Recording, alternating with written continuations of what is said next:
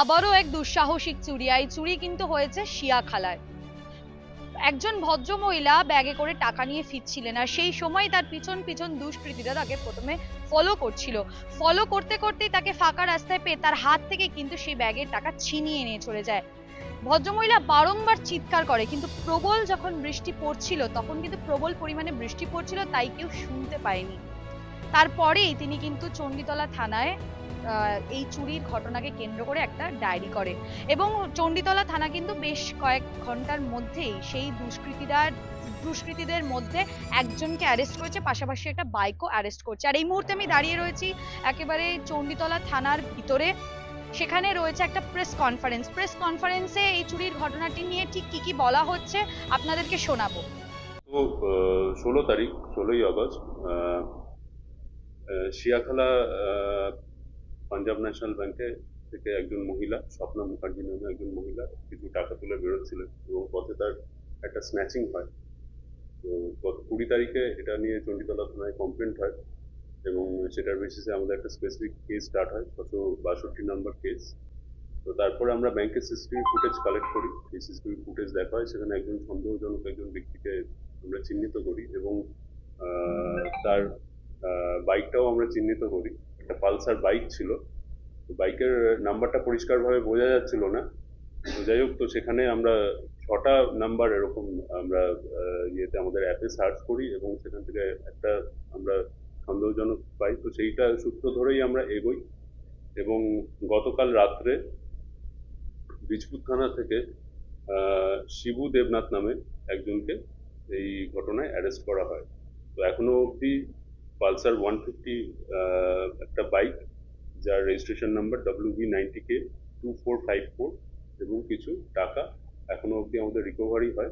এবং আমাদের যেটা মনে হচ্ছে এখনো অবধি যতদূর তদন্ত এগিয়েছে, তো এর সাথে আরো একজন ব্যক্তি জড়িত আছে, তো তার সন্ধানে এখনো আমরা খোঁজ চালাচ্ছি।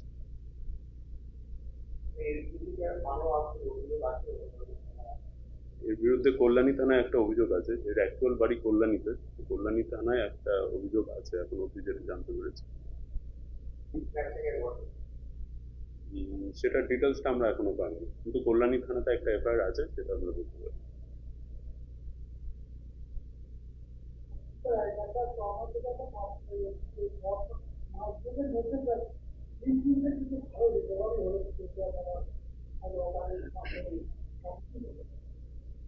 দেখুন, আমাদের আমাদের এসপি স্যারের আন্ডারে চণ্ডীতলা থানা প্রশাসন যথেষ্ট প্রোঅ্যাক্টিভ আছে।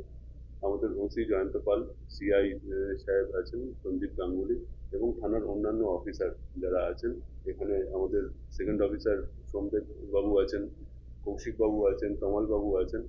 তো এরা আমরা প্রত্যেকে একটা টিম হিসাবে কাজ করি এখানে। তো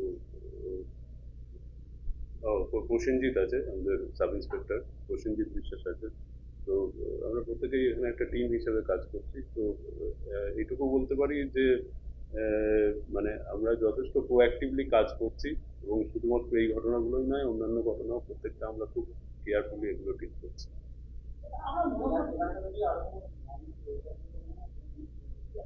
এটা জাস্ট এখনো 48 ঘন্টাও হয়নি যে কেসটা স্টার্ট হয়েছে। তো তদন্ত খুব প্রাইমারি স্টেজে আছে। তো আমরা জানতে পারলে আপনাদের জানিয়ে দেবো। এটা আন্ডার ইনভেস্টিগেশন আছে, এক্ষুনি আমরা বলতে পারছি না।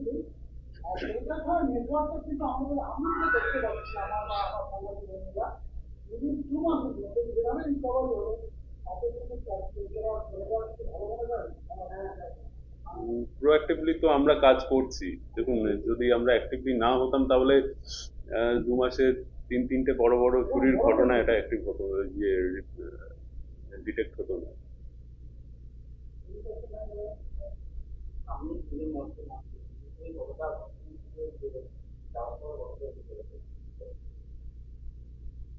প্রশাসনের দিক থেকে জনসাধারণের নিরাপত্তা সম্পর্কে আমরা যথেষ্ট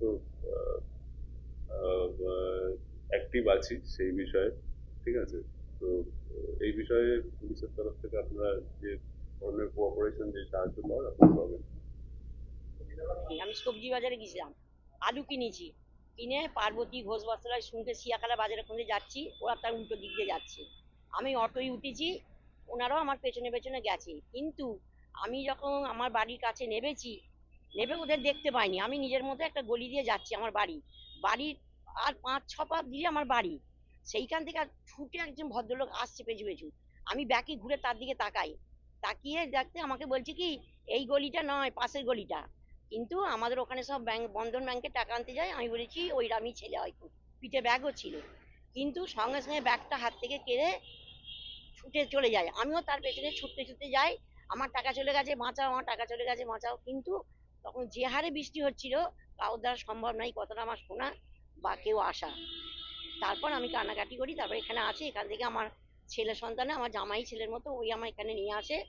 তা পুলিশদের কাছে আবেদন করেছিলাম যে তাড়াতাড়ি এই বিচারটা যেন আমি পাই, সেটা আমি পেয়েছি, এটাই আমার আশা। বা ধন্যবাদ জানাই তাদের। কি বলবেন এই যে পুলিশ এত তাড়াতাড়ি একটা মানে আসামিকে ধরলো, টাকাও কিছু নিয়ে এলো?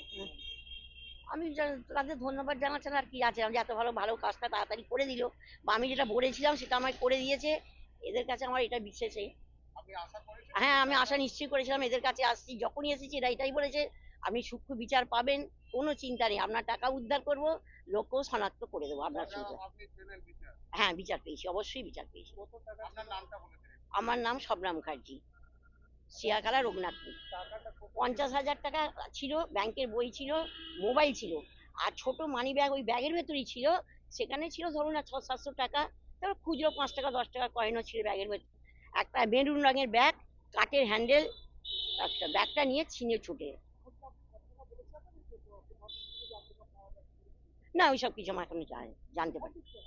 হ্যাঁ, সব জিনিসটা চণ্ডীতলা থানার যে এসডিপিও রয়েছে তিনি কিন্তু বললেন যে আমরা বেশ কয়েকদিন ধরেই চুরির ঘটনা পাচ্ছি এবং এই চুরির ঘটনায় কিন্তু যতটা তাড়াতাড়ি সম্ভব হয়েছে আমরা দুষ্কৃতীকে অ্যারেস্ট করতে পেরেছি। যেমনটা জানা গেছে যে দুজন দুষ্কৃতী ছিল, তার মধ্যে একজনকে অ্যারেস্ট করা হয়েছে এবং তা যে মহিলার টাকা খোয়া গেছে তার মধ্যে স্বল্প পরিমাণ টাকা কিন্তু তারা উদ্ধার করতে পেরেছে।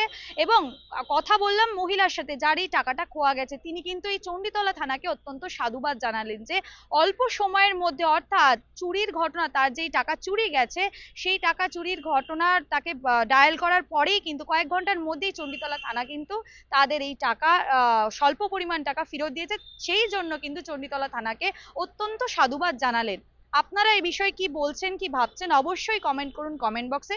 এরকমই সারাদিনের নানান রকম আপডেট পেতে নজর রাখুন ডিএনএন বাংলায়। ডিএনএন বাংলা, সবার মনে সবার ফোনে।